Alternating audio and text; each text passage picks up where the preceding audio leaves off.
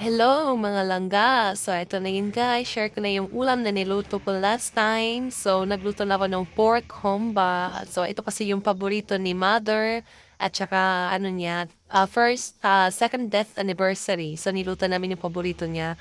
Ayan, simpleng humba lang po yan guys. Pinakuluan ko lang yung muna yung karne.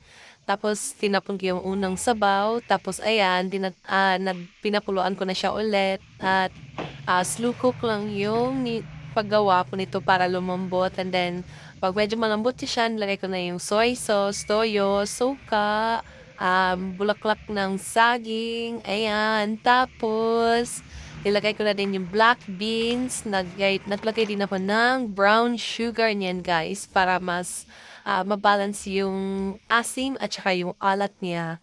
Ayan, syempre nalagay din ako ng vichin guys para mas ma-enhance yung lasa niya.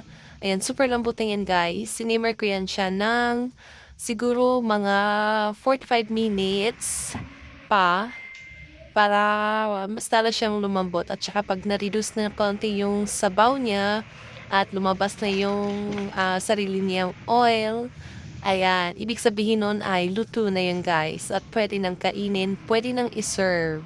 Ayan, ready to serve.